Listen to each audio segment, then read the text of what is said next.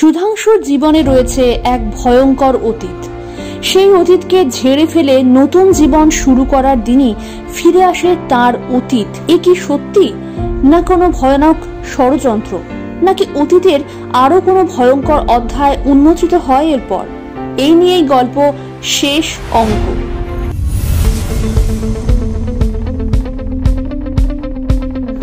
ছবির শুরুতেই আমরা দেখি সুধাংশু বেশ বড়লোক এক ব্যবসাদার। তার বিয়ে হতে চলেছে সোমা নামে একটি মেয়ের সাথে।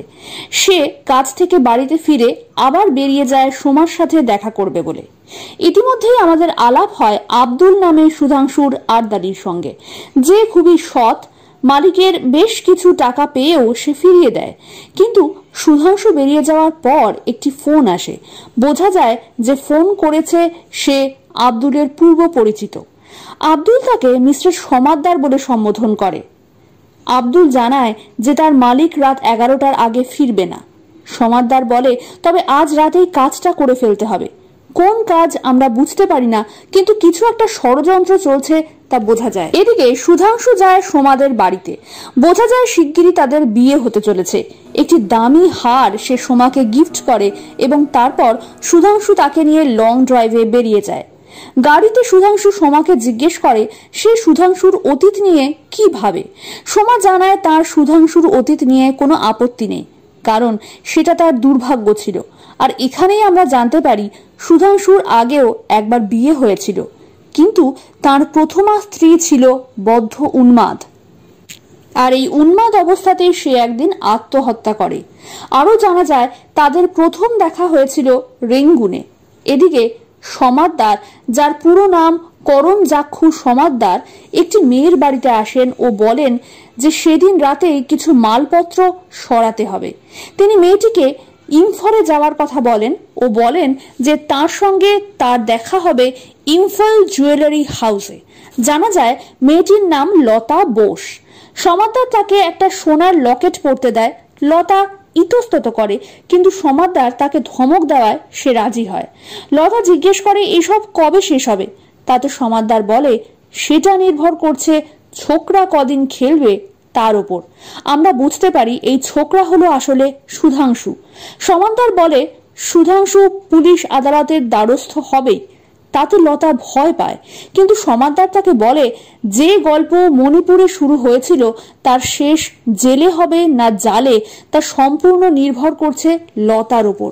অর্থাৎ এখানে বেশ কিছু বড় সড় ষড়যন্ত্র হচ্ছে এবং সুধাংশুর বিরুদ্ধে যে তা হচ্ছে সেটা পরিষ্কার বোঝা যায়। এদিকে সুধাংশু আর সোমা যখন লং ড্রাইভে নিজেদের মতন করে সময় কাটাচ্ছে, তখন সমাদ্দার সুধাংশুর বাড়িতে আসে।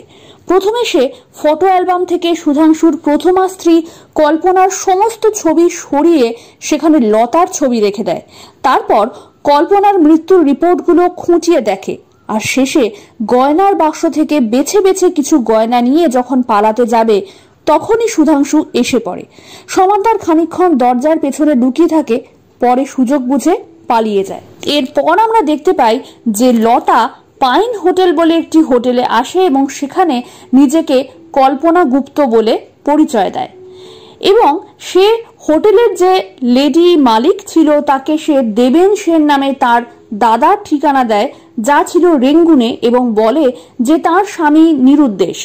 ভদ্রমহিলা তাকে খবরের কাগজে বিজ্ঞাপন দিতে বলেন ও লতা যখন তাকে সেটি লিখে দিতে বলেন তাতেও তিনি রাজি হন। স্বামীর ছবি দেখতে চাইলে লতা তার গলায় ঝোলানো লকেটে সুধাংশুর ছবি দেখায়। এরপর সমাদ্দারের প্ল্যান অনুযায়ী একটি ছেলে হোটেলে একটি চিঠি পৌঁছে দেয় কল্পনা গুপ্তর নামে। নকল কল্পনা বা লতা সেটা পড়ে অজ্ঞান হওয়ার ভান করে আর তারপর ছুটে যায় সুরেন ব্যানার্জি নামে এক উকিলের কাছে। সেখানে আগে থেকেই উপস্থিত ছিল সমাদ্দার। নকল কল্পনা বা লতা উকিলের পায়ে পড়ে তাকে সাহায্য করতে বলে। এরপর দেখা যায় সুধাংশু ও সোমার বিয়ের আসরে উকিল সুরেন ব্যানার্জির সাথে উপস্থিত হয় লতা। উকিল তাদের এই বিয়ে বন্ধ করতে বলেন, কারণ এক স্ত্রী বেঁচে থাকতে এবং তার সাথে ডিভোর্স না হলে সে দ্বিতীয় বিয়ে আইনত করতে পারে না। লতা নিজেকে সুধাংশুর স্ত্রী কল্পনা রূপে পরিচয় দেয়। সুধাংশু বারবার বলতে থাকে যে কল্পনা মৃতা এবং এই মেয়েটিকে সে চেনে না। সোমা এবং সোমার বাবা যদিও এই ব্যাপারটা পুরোপুরি বিশ্বাস করেন না, কিন্তু উকিলের পরামর্শে বিয়েটা বন্ধ করা হয়। সোমার বাবা assistant commissioner of police Shekhar চ্যাটার্জিকে ডেকে পাঠান। একটি ঘরে তিনি লতা বা নকল কল্পনাকে প্রশ্ন করতে থাকেন। তিনি প্রশ্ন করেন, সুধাংশু বার্মা থেকে চলে আসার পর তিনি এতদিন কোথায় ছিলেন? উত্তরে কল্পনা বলে যে মণিপুরে। তখন তাকে জিজ্ঞাসা করা হয় যে তিনি মণিপুরে কিভাবে গেলেন। তখন কল্পনা এক গল্প শোনায় যে তার মাথার অসুখ ছিল, তাই সুধাংশু তাকে নিয়ে সাকারিয়ায় চেঞ্জে গেছিল।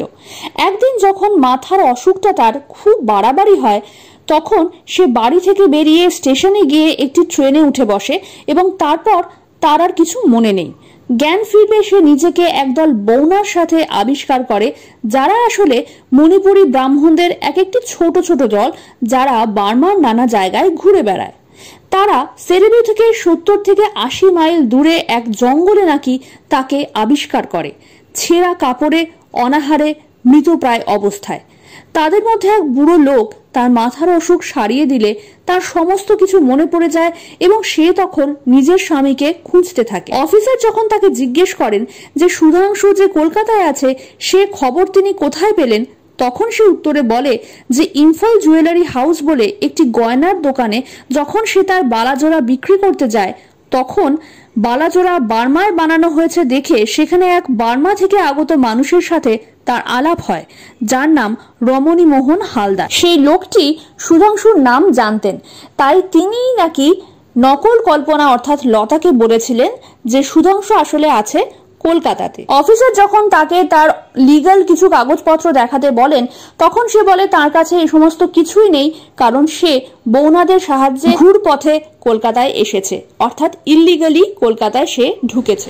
সুধাংশু বলে যে মেয়েটি এই সবকিছুই বানিয়ে বলছে, কারণ কল্পনার ডেথ সার্টিফিকেট, পোস্টমর্টম রিপোর্ট এই সবকিছুই তার কাছে আছে।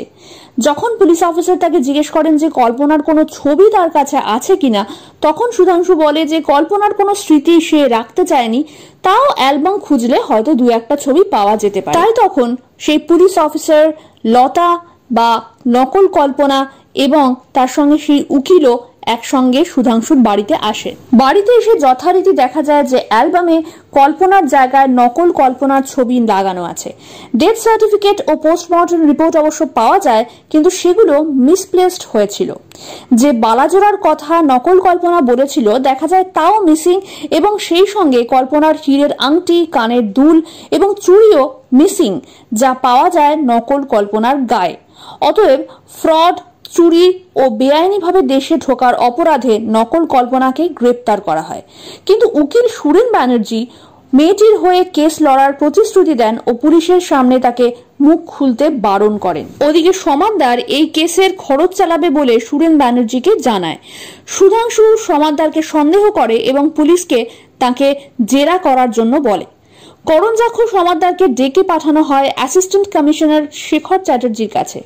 সে বোকা সেজে থাকে, বলে তার শুটকি মাছের ব্যবসা, আর শেষে বলে তাকে যেন ছেড়ে দেওয়া হয়, কারণ এই ব্যাপারে সে আর থাকতে চায় না। এদিকে ইম্ফলে সেই বালাজোড়া সত্যিই পাওয়া যায়।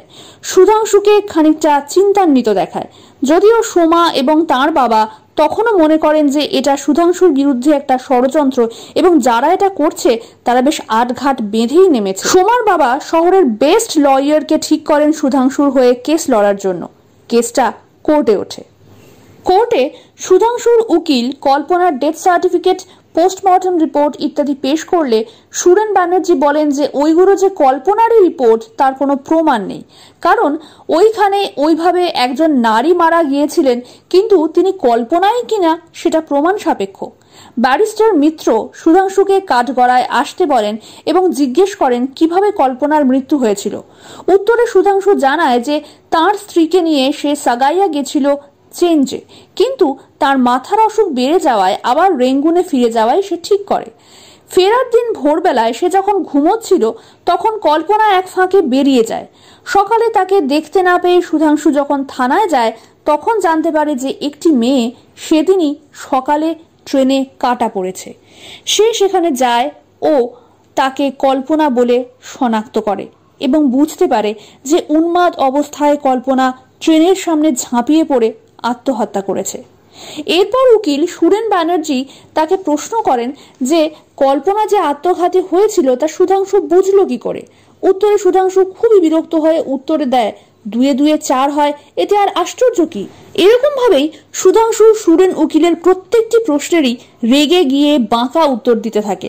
এমনকি কিছু প্রশ্নের উত্তরে যখন সে উকিলের ওপরেই চেঁচিয়ে ওঠে তখন বিচারক তাকে সংযত হতে বলায় ফাইনালি সে অনিচ্ছা সত্ত্বেও প্রশ্নের উত্তর দিতে থাকে। সুরেন উকিলের প্রশ্নের উত্তরে সে বলে যে কল্পনার মৃত্যুর সময় সে সামনে ছিল না, কিন্তু তাও তাকে শনাক্ত করতে তার কোনো অসুবিধে হয়নি। যখন উকিল তাকে জিজ্ঞেস করেন লাশ কেমন অবস্থায় ছিল, তখন সে বলে তালগোল পাকানো অবস্থায় ছিল, কিন্তু মুখ বিকৃত হওয়া সত্ত্বেও তার চিনতে কোনো অসুবিধা হয়নি।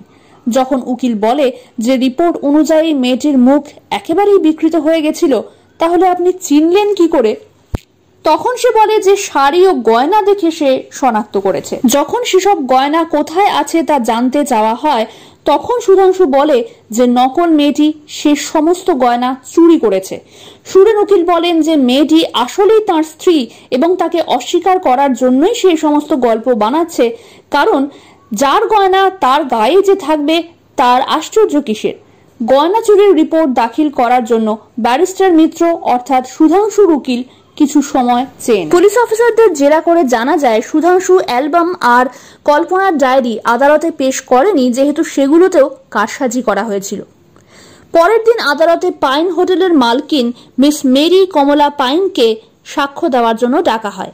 সে প্রথমে সবটা অস্বীকার করলেও সুরেন উকিলের জেরার মুখে স্বীকার করতে বাধ্য হয় যে সেই নকল কল্পনাকে বিজ্ঞাপন লিখে দিয়েছিল, তার কাছেই সেই বিজ্ঞাপনের প্রথম উত্তর আসে এবং কল্পনার লকেটও সে আগে দেখেছে। সে বলে হোটেল ব্যবসার যাতে ক্ষতি না হয় তাই জন্যই সে আগে মিথ্যে বলেছে, তবে এখন সে যা বলেছে সমস্ত কিছুটাই সত্যি। এরপর সুরেন উকিল সুধাংশুকে আবার জেরা করে। জেরায় যখন তাকে জিজ্ঞেস করা হয় যে স্ত্রীকে সে কি কি গয়না দিয়েছে, তার উত্তরে সে বলে অনেক কিছুই সে দিয়েছে, তার মধ্যে সেই বালাজোড়াও ছিল যা ইম্ফলে বেচে দেওয়া হয়েছিল। যখন উকিল তাকে জিজ্ঞেস করেন যে তৃতীয় বিবাহ বার্ষিকীতে সে কি দিয়েছিল, তার উত্তরে সে জানায় যে সে টাকা দিয়েছিল এবং তা দিয়ে কল্পনা কয়েক গাছা চুড়ি ও একটি হার গড়ায়। উকিল যখন তাকে লকেটটা দেখায় তখন সে জানায় যে হ্যাঁ, এইটাই সেই হার এবং এটাও চুরি হয়েছে। উকিল তখন বলেন যে তাহলে চুরি যাওয়া গয়নার লিস্টে তিনি তা লেখেননি কেন? উত্তরে সে বলে যে সে ভুলে গিয়েছিল। উকিলবাবু তখন তাকে বলেন যে এই গয়নার ডেলিভারি তিনি তো নিজেই নিয়েছিলেন। উকিল এই সঙ্গে ব্যঙ্গ করে আরো বলেন যে মহিলাদের মন রাখতে তিনি একেবারে ওস্তাদ, তাই প্রথমা স্ত্রীকে যেমন গয়নায় মুড়ে দিয়েছিলেন তেমনি হবু দ্বিতীয় স্ত্রীকেও দিয়েছেন মুক্তোর মালা ও হীরের নেকলেস। এখানে সোমাকে একটু কনফিউজড মনে হয়, সে যেন খানিকটা সন্দেহের দৃষ্টিতে তাকায় সুধাংশুর দিকে। ব্যারিস্টার মিত্র সুধাংশুর সাথে কথা বলতে বাইরে যায় এবং লকেটের ব্যাপারটা তাকে না জানানোর জন্য সুধাংশুকে তিনি তিরস্কার করেন। সোমা বলে যে কল্পনার দাদা দেবেন সেনকে এবার আনিয়ে নিতে হবে। ব্যারিস্টার তা সমর্থন করেন। সুধাংশু প্রথমে ইতস্তত করলেও পরে রাজি হয়। এই কথায় যখন তারা আদালতে জানাতে যায় তখন সুরেন উকিল শুনানির জন্য 7 দিন সময় চেয়ে নেয়, কারণ তারাও দেবেন সেনকে আনিয়ে ফাইনাল সাক্ষ্য দেওয়াতে চায়।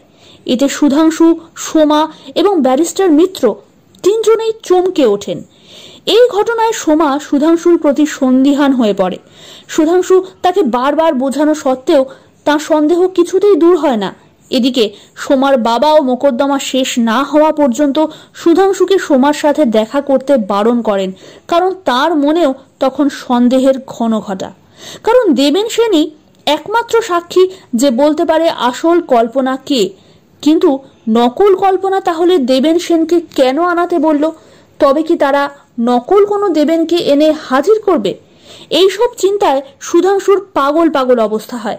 সে পাগলের মতো সব জায়গায় চিঠি পাঠাতে থাকে দেবেনকে আনানোর জন্য, কিন্তু দেবেনের তরফ থেকে কোনো উত্তর আসে না। সে ফোনে এই কথা সোমাকে জানাতে যায়, কিন্তু সোমা সাথে সাথে কথা না বলে ফোন কেটে দেয়। এদিকে উদ্বিগ্ন সুধাংশুর চিন্তায় চিন্তায় উন্মাদের মতন দশা হয়, কারণ মেয়াদের 7 দিন প্রায় শেষ হতে চলেছিল। আর তখনই এক রাতে আসল দেবেন সেন এসে হাজির হয়। সে বলে যে সে সিঙ্গাপুরে সুধাংশুর চিঠি পেয়ে এখানে এসেছে এবং অন্য কারোর চিঠি সে পায়নি। সুধাংশু যেন হাতে চাঁদ পায়। তখনই দেবেনকে নিয়ে সে সোমার বাড়ি যায়। যেতে যেতে গাড়িতে দেবেনকে সমস্ত ঘটনা জানায়। সোমার বাড়িতে গিয়ে দেবেনের পরিচয় দিয়ে সুধাংশু সেই নকল কল্পনার ছবি বের করে দেবেনকে দেখায় ও বলতে বলে যে সেটা কল্পনার ছবি কিনা। সুধাংশুকে অবাক করে দিয়ে দেবেন বলে ওঠে, এই তো আসল কল্পনা। সে বেঁচে আছে জেনে দেবেন খুশি হয়, বলে সুধাংশু তাকে অস্বীকার করছে কেন। সুধাংশুর মাথায় যেন বজ্রপাত হয়। সে দেবেনকে মারতে যায়, কিন্তু ততক্ষণে সোমা কাঁদতে কাঁদতে ঘর ছেড়ে বেরিয়ে যায়। সুধাংশু সোমার পেছনে দৌড়ে যায়। সে বলে, বিশ্বাস করো, কল্পনা বেঁচে থাকতে পারে না, পুরোটাই ষড়যন্ত্র। একথা বলে সে সেদিনের ঘটনা বলতে শুরু করে, যেদিন কল্পনার মৃত্যু হয়েছে। ফ্ল্যাশব্যাকে আমরা দেখি সুধাংশু হাতে একটা ডিভোর্স পেপার নিয়ে কল্পনাকে সেখানে সই করতে বলে। সে বলে যে তার পাগলামি আর সে নিতে পারছে না। ডিভোর্স হয়ে গেলে সে সোমাকে বিয়ে করে সুখে শান্তিতে সংসার করবে। কল্পনা কিছুতেই রাজি হয় না। সে বলে কিছুতেই এই বিয়ে সে হতে দেবে না। সুধাংশু জোর করতে থাকে। কল্পনা পালিয়ে যেতে যেতে চিৎকার করে না করতে থাকে। একসময় সুধাংশু তাকে ধরে ফেলে এবং সজোরে তাকে আঘাত করে। এতে কল্পনা পড়ে যায় এবং সুধাংশু সভয়ে দেখে যে কল্পনার কোনো সাড়া নেই, কল্পনার মৃত্যু হয়েছে। সে ঘাবড়ে যায় এবং কল্পনার দেহ কাঁধে করে জঙ্গলের রাস্তা দিয়ে রেল লাইনের কাছে গিয়ে রেল লাইনের ওপর তাকে শুইয়ে দেয়। কিছুক্ষণের মধ্যেই গাড়ি এসে কল্পনার দেহকে ছিন্ন ভিন্ন করে বেরিয়ে যায়। এ কথা শুনে সোমা চমকে ওঠে। সে ভয় পেছোতে থাকে। সুধাংশু তার দিকে এগোতে এগোতে বলে, এবারে বুঝলে তো কল্পনা কেন কোনো মতেই বেঁচে থাকতে পারে না। সে আরো বলে যে সোমাকে পাওয়ার জন্য সে যা খুশি করতে পারে। আর তখনই ঘরে এসে ঢোকে আরদালি রূপী পুলিশের লোক এবং আব্দুল, সঙ্গে দেবেন ও সোমার বাবা। দেবেন জানায় এ সবই তাঁরই প্ল্যান। সুধাংশুর কাছ থেকে আসল কথাটা বের করার জন্যই সে এই সমস্ত নাটক সাজিয়েছিল। সে বলে তার বোনের মাথার অসুখ ছিল সত্যি, কিন্তু তা বলে সে কখনোই আত্মহত্যা করার মেয়ে নয়। তাই হঠাৎই যখন নিজের বোনের আত্মহত্যার কথা শোনে তখন তার সন্দেহ হয়। আর যখন সে জানতে পারে যে সুধাংশু আবার বিয়ে করতে চলেছে তখন তার সন্দেহ আরো দৃঢ় হয়। তাই সে একজন গোয়েন্দা নিযুক্ত করে, আর এই গোয়েন্দাই ছিল সমাদদার। সুধাংশুর বাড়ির কাজের লোক আব্দুলও ছিল তাঁরই লোক, আর নকল কল্পনা ছিল সমাদদারেরই অ্যাসিস্ট্যান্ট লতা বোস। কল্পনার লকেটটা সে খুঁজে পেয়েছিল তারা যে বাড়িতে ছিল তার পেছন দিকে একটা ঝোপের মধ্যে। তাতেই সমাদদারের মনে সন্দেহ হয়। তিনি বুঝতে পারেন কল্পনার মৃত্যুটা আসলে ছিল খুন, কিন্তু প্রমাণ কোনো ছিল না তেমন। তাই সুধাংশুর মুখ থেকে এই স্বীকারোক্তিটা বের করার দরকার ছিল। আর তাই তাকে এমন পরিস্থিতিতে ফেলা হয় যাতে সত্যিটা সে স্বীকার করতে বাধ্য হয়। সুধাংশু ধীর পায়ে এগিয়ে যায় টেলিফোনের দিকে। পুলিশকে ফোন করে জানায় তার অপরাধের কথা। অপেক্ষা করতে থাকে পুলিশ আসার। আর এখানেই শেষ হয় সিনেমা। এই গল্পটার এই এক্সপ্লেনেশন তোমাদের কেমন লাগলো আমাকে একদম জানাতে ভুলো না, কারণ এইটা কিন্তু সেই সময়কার ছবি যেই সময় বাংলা সিনেমাকে কেউ ঘাটিয়া বলার সাহস পেত না এবং বাংলা সিনেমা থেকে কপি করে হিন্দিতে সিনেমা বানানো হতো। তোমাদের যদি এই ধরনের ক্লাসিক সিনেমার এক্সপ্লেনেশন ভালো লাগে তাহলে আমাকে একটু কমেন্ট করে জানাও। কোন কোন সিনেমার এক্সপ্লেনেশন তোমরা শুনতে চাও সেটাও আমাকে জানাতে পারো। আর যদি ভিডিওটা ভালো লাগে তাহলে একটা লাইক করে দিও, আর বেশি ভালো লাগলে একটু শেয়ার করে দিও। আর তোমরা কিন্তু ভাই সাবস্ক্রাইব একদম করছো না, কারণ দেখো কত লোক দেখছে অথচ তারা সাবস্ক্রাইব করছে না। তো তোমরা একটু সাবস্ক্রাইব করে দাও যাতে আমি আরো এরকম ভিডিও বানানোর উৎসাহ পাই যেগুলো তোমাদেরকে ভীষণ আনন্দ দিতে পারে। তো don't forget to subscribe my channel for more videos like this. পরের ভিডিওতে ডেফিনেটলি দেখা হচ্ছে, ততক্ষণ পর্যন্ত টাটা, বাই।